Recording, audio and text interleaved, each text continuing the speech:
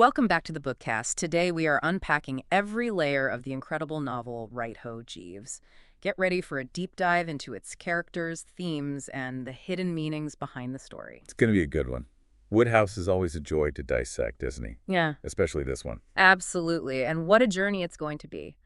Our mission today is to truly explore P.G. Woodehouse's comedic masterpiece, Right Ho, Jeeves, in depth.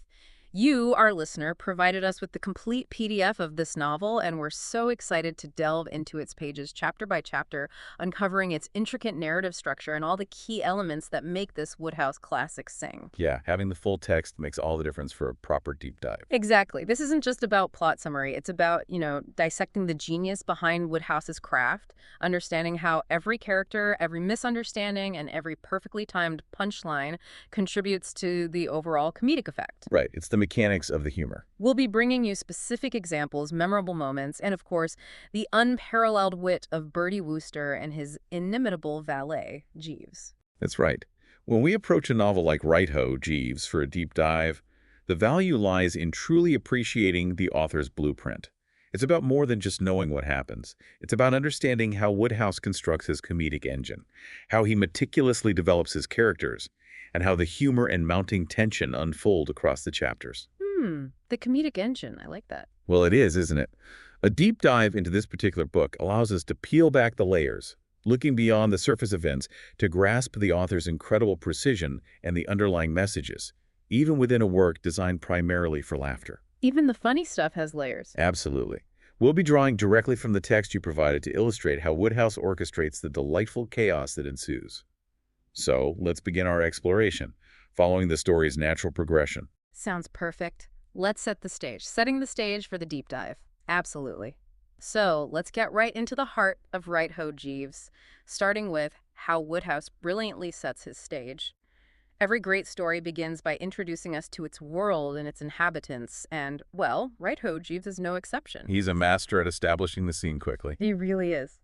Our mission, as we said, is to explore this novel's unique structure and elements, and that means starting at Brinkley Court.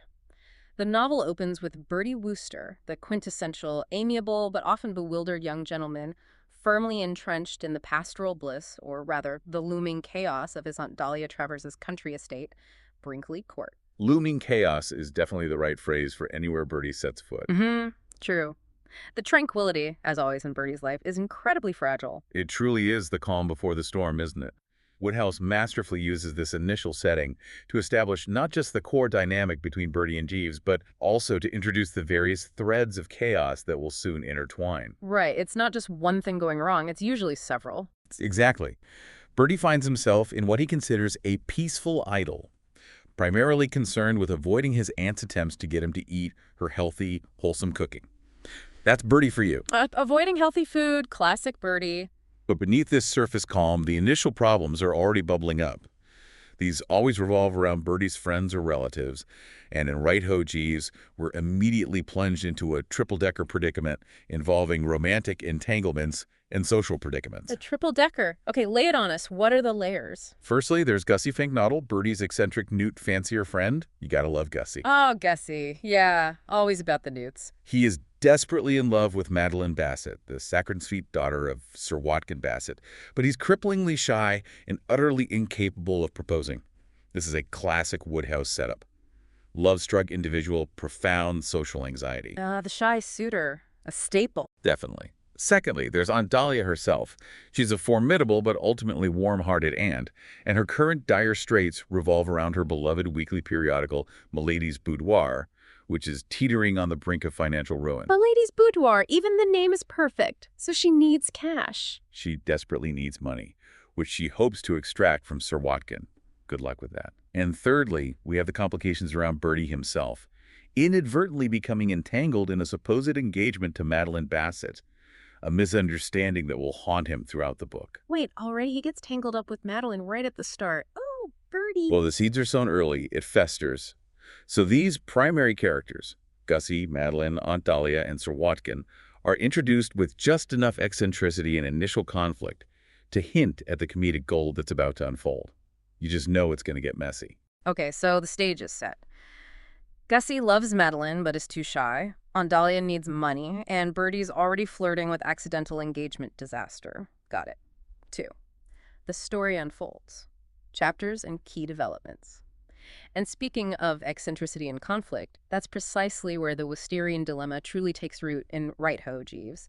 Birdie's good intentions are, as always, pure as the driven snow. Oh, absolutely. He means well. Terribly well. But they clash spectacularly with his often limited understanding of human nature, or even just basic common sense.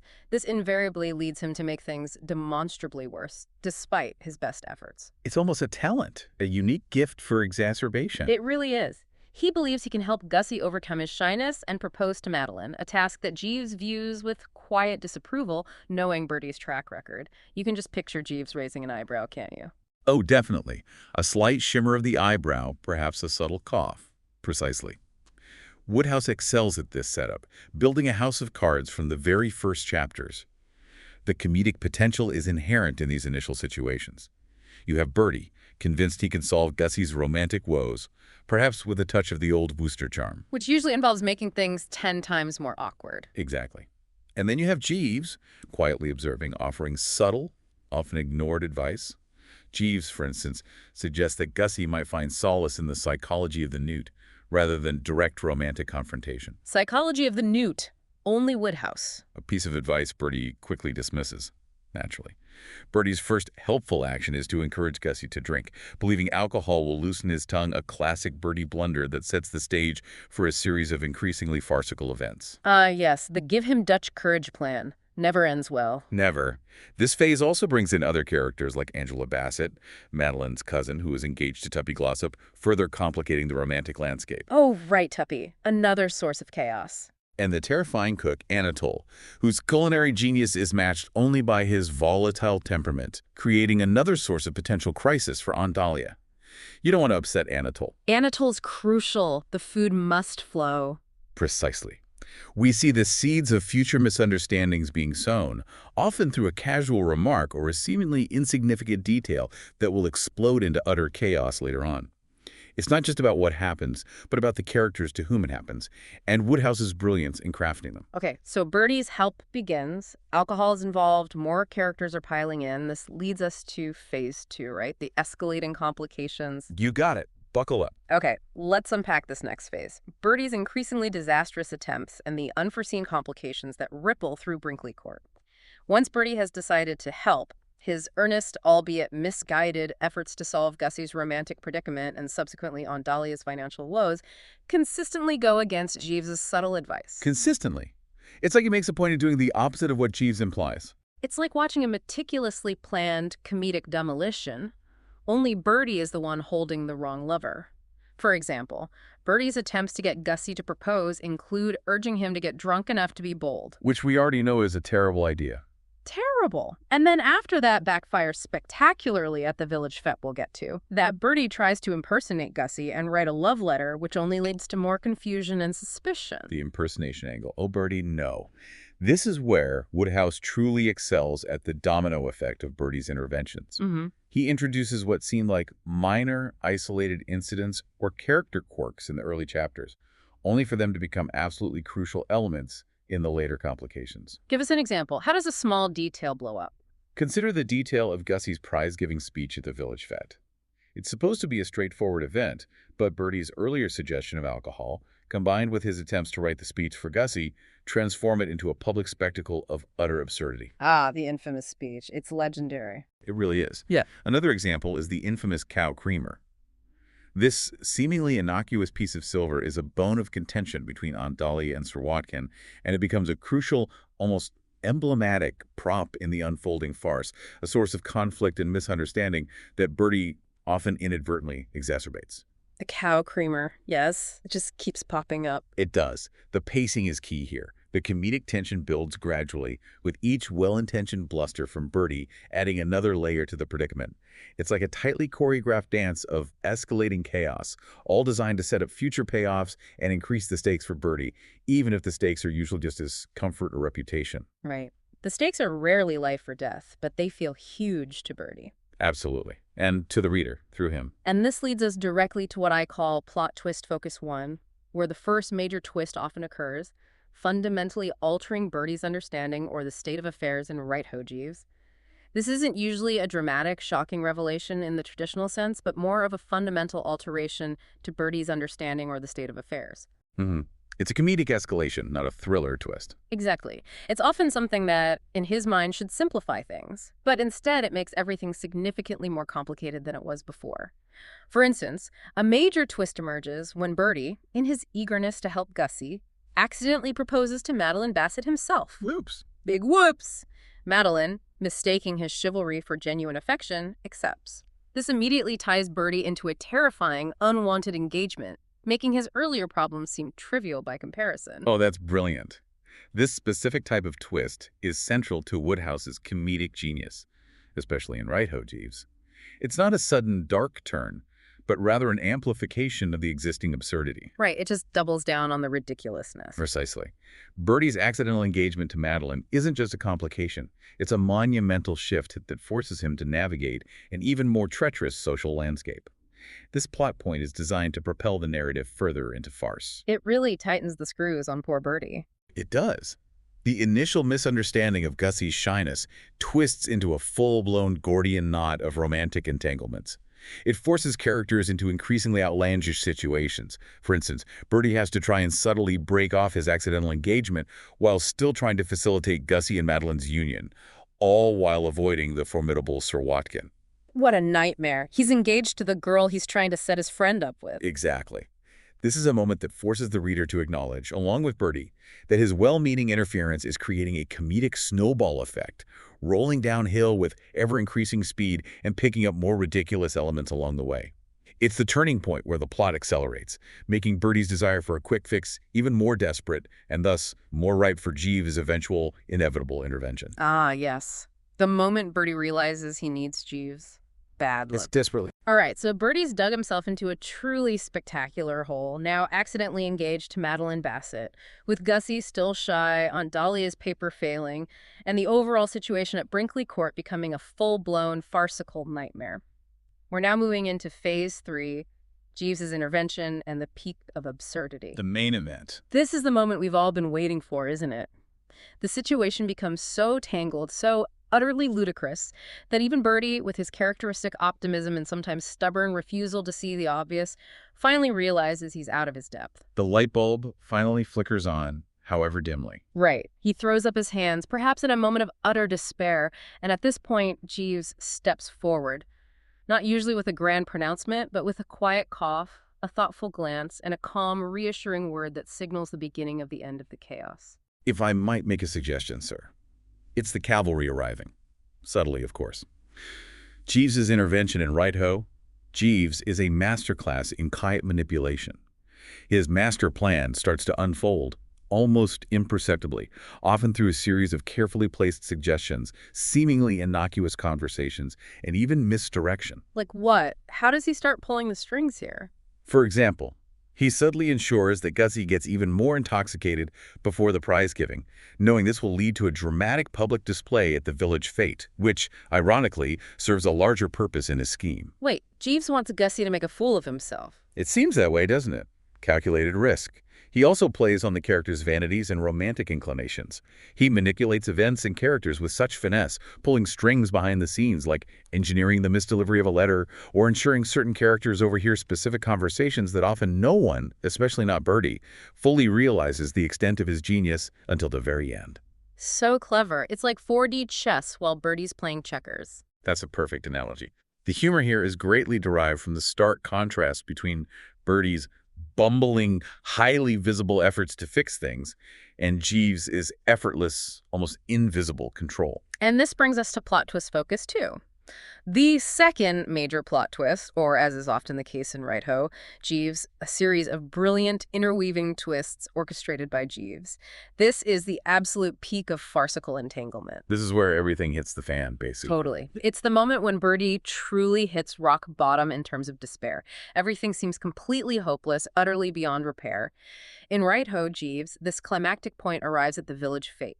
Gussie, fueled by Bertie's earlier encouragement and Jeeves's subtle nudges, Pretty delivers a shockingly offensive alcohol-infused speech where he denounces the locals and makes terrible gaffes, including insulting the prize pigs. insulting the pigs. Oh, the humanity. It's catastrophic.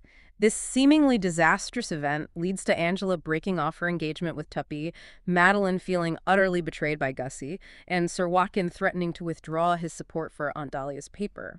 All the romantic and financial plots converge into a glorious, hilarious mess. And you just know Jeeves is somewhere nearby, calmly observing the beautiful chaos he's helped orchestrate. This is the crescendo of the comedic plot, a perfect storm of Bertie's blunders and Jeeves's hidden hand. It really feels like everything is collapsing. Exactly. Jeeves's solutions often appear simple, but they're built on layers of foresight and psychological insight into characters like Gussie, Madeline, Angela, and Tuppy. He anticipates their reactions, he understands their motivations, and he sets up situations where characters, acting entirely within their own established personalities, inadvertently fulfill his grand design. So the speech wasn't just a disaster, it was necessary. It seems to be the catalyst Jeeves needed. The drunken speech by Gussie is the ultimate catalyst here. It creates such a profound upheaval that it forces everyone to reevaluate their positions. The humor is at its absolute peak because the characters are at their most desperate and their most ridiculous. Bertie's despair is our delight. Poor Bertie. But yeah, it's funny. And Jeeves, remaining calm and collected, is the silent maestro conducting the symphony of chaos. He understands that often the best way to solve a complex problem is to let it unravel to its most extreme point, creating an environment where only his perfectly timed intervention can restore order and ensure the correct romantic pairings are formed. Let it burn down so you can rebuild it properly. Jeevesian logic. Pretty much, yes. Well, thank goodness for Jeeves, because after all that delightful chaos at the fete, we need some resolution. So let's move on to phase 4, the tying of threads and resolution. This is the climax where all the various plot lines, the romantic misunderstandings, the social faux pas, and Aunt Dahlia's financial woes finally come to a head. The grand finale. It's like a grand, meticulously planned finale to a wonderfully silly play, with Jeeves taking his subtle, uncredited curtain call. A key element to consider here is how Wodehouse achieves this. Despite the preceding chaos, the neatness of the ending is a hallmark of his style. And right-ho, Jeeves delivers this perfectly. Jeeves's grand design is fully revealed, and it's almost always surprising in its simplicity, yet incredibly satisfying in its effectiveness. So how does it all get untangled after Gussie's speech fiasco? Well, every conflict is neatly resolved, every misunderstanding cleared up, usually in a way that benefits everyone involved, or at least most of them, and leaves Bertie a little bewildered, but ultimately safe and sound. For example, Gussie's drunken outburst at the fete, far from ruining his prospects, actually causes Madeline Bassett to break off their engagement, as she is horrified by his behavior. So Bertie's off the hook. Exactly. This frees Bertie from his accidental engagement to Madeline. She then shifts her affections to Bertie's friend, Tuppy Glossop, after Angela breaks off her engagement to Tuppy, due to his poor performance at the fete. Wait, Madeline ends up with Tuppy. Okay. It works out. This allows Angela to fall for another character, presumably Gussie, eventually. So Gussie might actually get the girl in the end, despite the speech. The path is cleared, let's say. And Tuppy, surprisingly, finds himself quite content with Madeline. And Aunt Dahlia's financial woes are resolved through Jeeves' intricate manipulation, where he subtly encourages Sir Watkin to contribute, usually by exploiting his quirks or fears, maybe something involving that cow creamer again. Ha! Of course. It all comes back to the cow creamer. It often does. It's a restoration of equilibrium, a return to the status quo, though often with characters having learned, or perhaps failed to learn, important lessons about meddling or making rash decisions. Mostly failed to learn, in Bertie's case, right? Almost certainly. And the comedic relief in this resolution is palpable. You, as the listener, can finally breathe a sigh of relief alongside Bertie. It's that moment where everything clicks into place and you realize how cleverly Jeeves has been working behind the scenes. That click is so satisfying. It's never about some grand, sweeping change to the characters or their lives, is it? It's about bringing them back to that baseline of comfortable absurdity, but with a renewed appreciation for Jeeves's genius and Bertie's continued need for it. Ready for the next adventure. The beautiful thing about Wodehouse is that the characters, particularly Bertie, rarely experience profound growth, ensuring they are always ready for their next scrape. Indeed. The satisfaction of a Wodehouse resolution comes from its elegant simplicity in untangling the most convoluted situations. It reinforces Jeeves's indispensable role in Bertie's life, and in the case of Right-Ho Jeeves, it ensures that the correct couples are matched, the family finances are stabilized, and the general equilibrium of the upper-class world is restored. Equilibrium restored, all thanks to Jeeves. The sense of order restored is often achieved at the expense of Bertie's ego or comfort. Perhaps he's forced to wear a tie he despises, or concede to some social obligation he'd rather avoid, such as a visit to a particularly dull friend. There's always a small price for Bertie to pay. But it's a small price to pay for rescued reputations and happy couples. It's a comedic resetting, ensuring that the characters are ready for their next inevitable scrape in a future novel. It reinforces the idea that life in the Woosterian universe is a series of delightful predicaments that only Jeeves can truly navigate, leaving Bertie forever dependent on his valet's superior intellect. Okay, so that's the plot, soup to nuts. Shall we dive into the deeper stuff? Characters, themes, that sort of thing. Let's do it. 3. Deeper insights, characters, themes, and humor. Now that we've conceptually walked through the plot progression of Right-Ho Jeeves, detailing how the narrative unfolds chapter by chapter, let's shift our focus to the deeper insights. We're talking character dynamics, overarching themes, and of course, Wodehouse's unparalleled humor. This is where the real magic lies, I think. These elements are what make Right-Ho Jeeves more than just a funny story. They make it a timeless classic. First up, character dynamics and development, or in some cases, delightful stagnation, specifically looking at the relationships within Right-Ho Jeeves. Right, delightful stagnation is a good way to put it for some of them. A key element to consider here is the consistent comedic power derived from Wodehouse's character archetypes, particularly as showcased in Right-Ho Jeeves. Let's start with a cornerstone, the dynamic between Bertie Wooster and Jeeves. The ultimate double act. It's this utterly symbiotic, almost paradoxical relationship, isn't it? Bertie is nominally the master, but he is utterly dependent on his valet for survival, sanity, and the prevention of social catastrophe. He wouldn't last a week without Jeeves, probably not even a day. Probably not. Jeeves, for his part, is the quiet, intellectual powerhouse, the strategic mastermind who pulls all the strings from behind the scenes, often without Bertie even realizing the extent of his influence. Their dynamic is the engine of the humor, a constant play on social hierarchy and intellectual superiority. It's brilliant how Wodehouse flips the master-servant trope. Completely. Bertie's innocence and good intentions are always bumping up against his complete inability to navigate complex situations, leading him to constantly rely on Jeeves' formidable brain. Jeeves, in turn, often allows Bertie to flounder just enough to realize his own limitations, ensuring his continued employment and intellectual supremacy. He lets him learn the hard way. Sometimes. Sometimes. For instance, in Right-Ho Jeeves, Jeeves never directly tells Bertie not to interfere with Gussie. He merely offers a subtle, ignored suggestion about newts, knowing Bertie will inevitably make things worse before he has to step in. He plants the seed, knowing Bertie won't take it. Masterful. Exactly. It's like watching a very British, very polite Punch and Judy show, where Punch is Bertie and Jeeves is the puppeteer. Beyond them, Wodehouse fills his world with a cast of recurring characters that are almost like stock comedic figures, but always rendered with such affection and wit. They feel familiar but fresh every time. They do.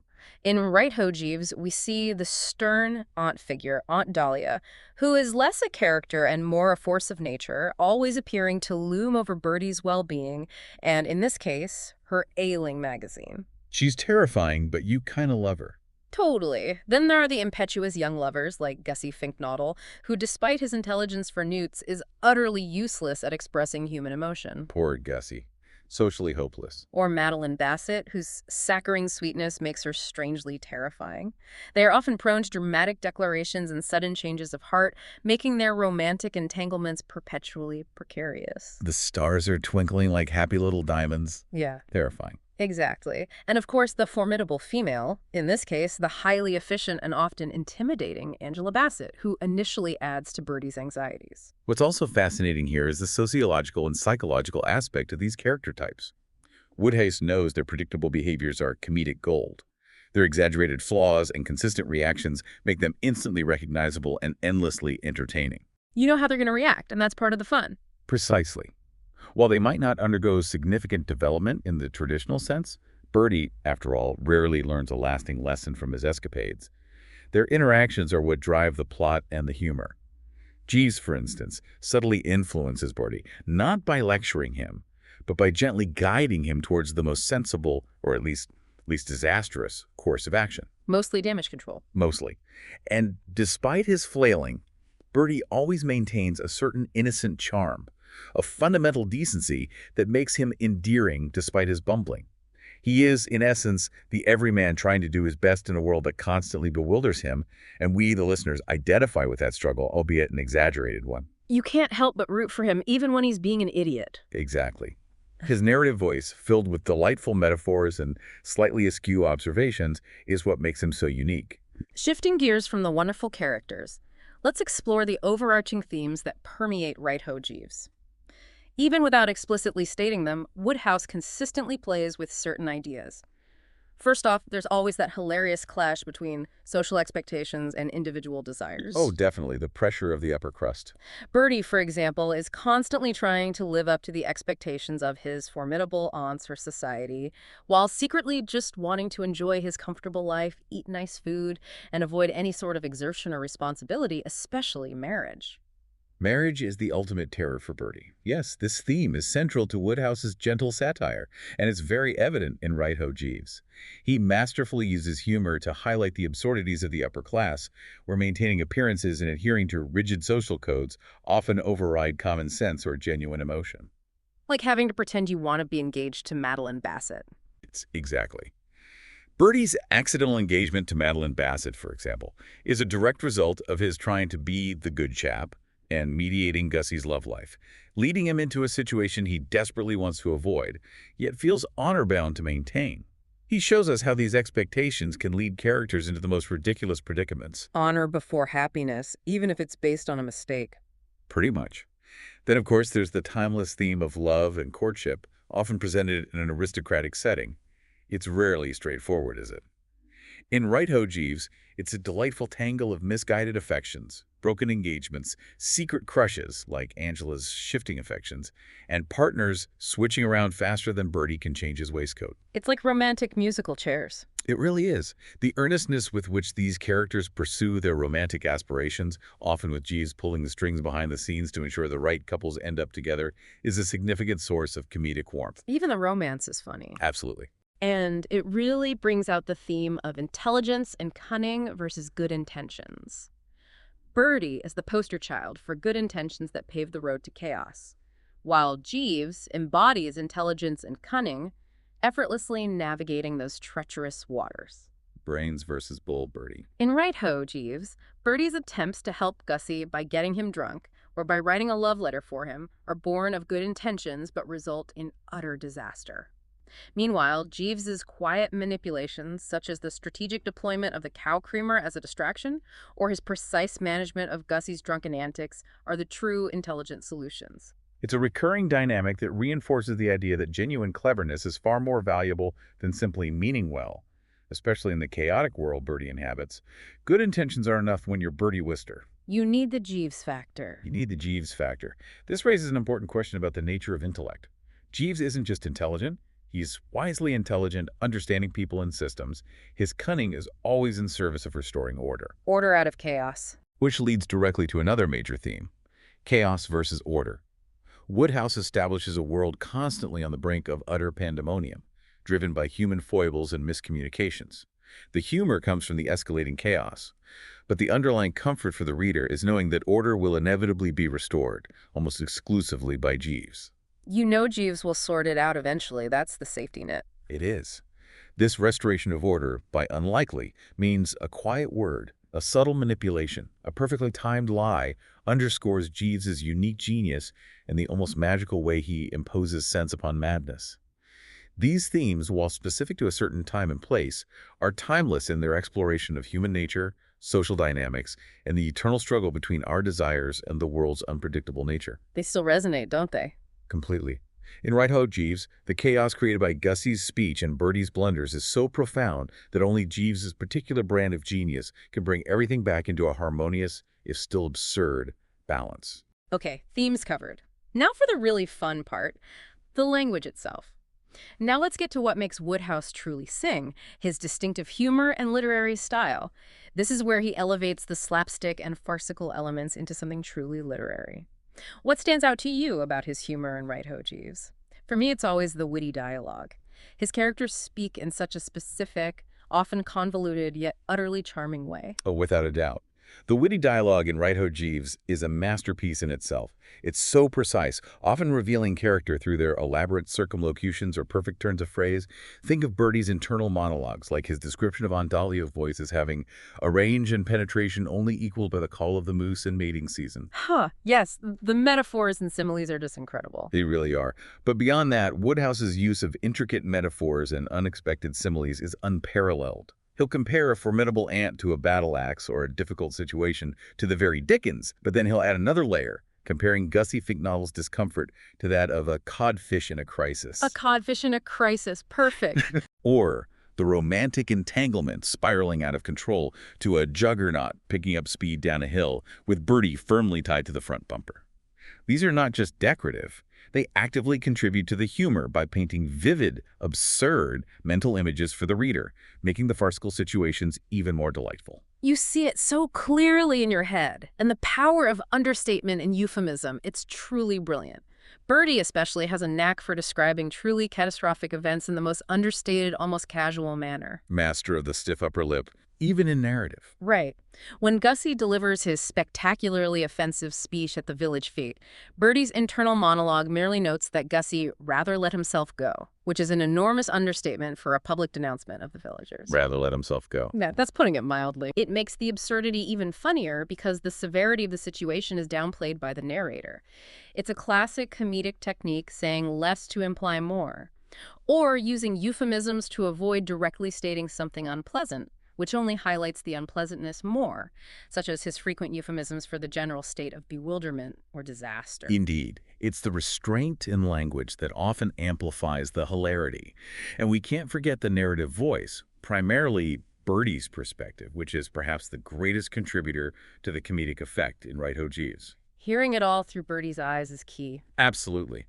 We experience the world through his charmingly naive, slightly bewildered, and perpetually optimistic filter. His internal monologues, his attempts to grasp the motivations of others, his frequent misinterpretations, these are pure gold. Like his thoughts on the female of the species. Exactly. His unique idiom and his tendency to drop classical allusions or elaborate metaphors he doesn't quite understand perfectly frame the chaotic events around him. For example, his musings on the psychological aspect of the female, or his attempts to understand the intricacies of love affairs demonstrate his endearing cluelessness. He tries so hard to sound knowledgeable. He does. This consistent narrative voice not only makes the reader feel a kinship with Bertie, but it also allows Wodehouse to deliver exposition and plot twists with a self-effacing humor that is utterly captivating. It's about how he structures his sentences, the precise word choice, the rhythm of his prose. It all builds layers of humor, making even the most absurd situations feel coherent and delightful within the world he creates. It's just masterful writing. Simple as that. It truly is. For connecting to you, the listener. So what does all this mean for you, our listener? We've explored Right Ho Jeeves from its opening scenes at Brinkley Court, through Bertie's blunders and Jeeves' brilliant machinations, culminating in a satisfying resolution. We've detailed how Wodehouse's narrative typically unfolds, chapter by chapter, what kinds of characters you'd encounter, and the themes and humor woven throughout this particular novel. Hopefully gives you a new appreciation for the craft involved. Exactly. The enduring appeal of stories like Right Ho Jeeves lies in their timeless, feel-good charm and their masterful comedic construction. Understanding this narrative structure, the character archetypes, and Wodehouse's unique comedic timing can profoundly enhance your appreciation of any story, not just Wodehouse's, by giving you a lens through which to analyze and enjoy the author's craft. It's like knowing how a magic trick works. Sometimes it makes it even more impressive. If we connect this to the bigger picture, it really highlights how classic literature, even highly comedic works like Right Ho Jeeves, can offer deep windows into human nature, social dynamics, and perhaps most amusingly, the art of both problem-solving and problem-creating. Mostly problem-creating in Bertie's case. Fair point. This exercise of deep diving into a specific novel like Right Ho, Jeeves underscores the universal elements of good storytelling. It shows us that narrative patterns, character archetypes, and thematic explorations are powerful tools that authors use, regardless of the specific plot. It encourages you to look under the hood a bit more when you read. Right. It encourages you to think about the underlying architecture of any story you engage with. How does it build conflict? Yeah. How does it develop characters, even if they remain comically static like Birdie? What are the subtle ways the author is making you laugh or think or feel? It deepens your reading experience beyond just following the plot. Makes reading more active, less passive. Precisely. Hmm. Final provocative thought. Okay, let's unpack this one last thought for you to chew on, drawing directly from the delightful chaos of Right-Ho Jeeves. Thinking about Birdie and Jeeves and the way chaos erupts and then is miraculously solved. How much of life's daily chaos could truly be solved by having a Jeeves figure in your corner? Oh, wouldn't that be nice? Seriously, someone with unparalleled intellect and foresight quietly untangling your messes, like how Jeeves discreetly sorted out the romantic pairings and Aunt Dahlia's finances in the novel. And, perhaps more importantly, how much of that chaos is merely exacerbated by our own Birdie-like attempts to control it, Our inner Birdie Wooster. to fix things with good intentions, but without true understanding of the larger picture or the consequences of our actions. How often are we the Birdie in our own lives? That's a good question. This raises an important question, doesn't it? Beyond the comedic facade, Wodehouse often pokes at our human inclination to interfere, to make things worse before they get better. Well- Consider the often unseen forces or subtle influences that guide outcomes in our own lives, much like Jeeves working behind the scenes. Things happening that we don't even notice. Exactly. How often do we truly understand the full master plan at play around us, whether it's in our careers, relationships, or personal development? Are there Jeeves figures in our lives, perhaps mentors or quiet advisors, whose subtle guidance we might be ignoring in our own Birdie-like pursuits of immediate, often misguided action? Are we ignoring our own Jeeveses? Or perhaps sometimes the chaos is merely the universe tidying itself up, and our intervention is the only thing truly getting in the way. It's a fun thought to ponder. Maybe sometimes the best action is inaction, letting Jeeves handle it, whoever or whatever your Jeeves might be. Food for thought indeed, a very Woodhousian dilemma. And there you have it. Thanks for spending a little bit of your day with us in this story. If you enjoyed it, a simple like or subscribe helps the channel out more than you know. Be good and take care.